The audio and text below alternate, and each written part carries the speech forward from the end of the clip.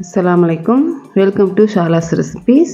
இன்றைக்கி நம்ம பார்க்க போகிற ரெசிபி டெண்டர் கோகோனட் ஜெல்லிங்க. இஃப்தார் ரெசிபி. வாங்க எப்படி செய்யலாம்னு பார்க்கலாம்.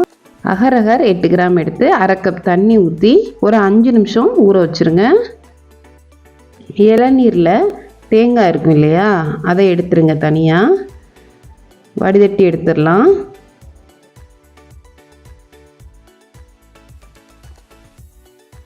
இப்போ நம்ம ஜெல்லி தயார் பண்ணக்கூடிய ட்ரேயில் மாற்றிடலாம். இப்போ ஈவனாக ஸ்ப்ரெட் பண்ணி விட்டுடலாம்.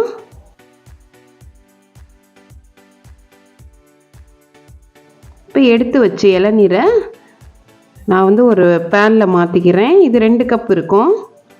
இதில் சுகர் 1/4 கப் சேர்த்துக்கோங்க. நம்ம ஊற வச்ச அகரையும் சேர்த்துடலாம். இப்போ நல்லா மிக்ஸ் பண்ணிக்கோங்க. நல்லா பாயில் ஆகட்டும். கொதித்து அந்த அகர் நல்லா கரையணும். மீடியம் ஹீட்லேயே வைங்க. இப்போ நல்லா கரைஞ்சிருச்சு. நம்ம ஊற வச்சு சேர்த்தனால சீக்கிரம் நமக்கு அகர் கரைஞ்சிரும். இப்போ அடுப்பை ஆஃப் பண்ணிடலாம். நம்ம ரெடி பண்ணி வச்சுருக்க ட்ரேயில் இப்போ மாற்றிடலாம். ஒரு 1/2 மணி நேரம் ஃப்ரிட்ஜில் வச்சு எடுத்துருங்க.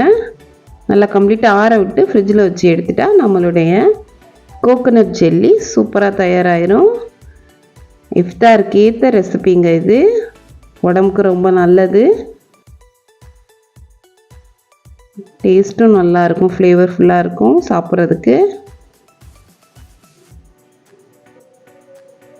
வேறு இளநீரை வச்சு பண்ணக்கூடிய கோகோனட் ஜெல்லி தயாராகிடுச்சு. நீங்கள் ட்ரை பண்ணி பாருங்கள். ட்ரை பண்ணி பார்த்துட்டு எப்படி இருக்குன்னு எனக்கு கமெண்டில் சொல்லுங்கள்.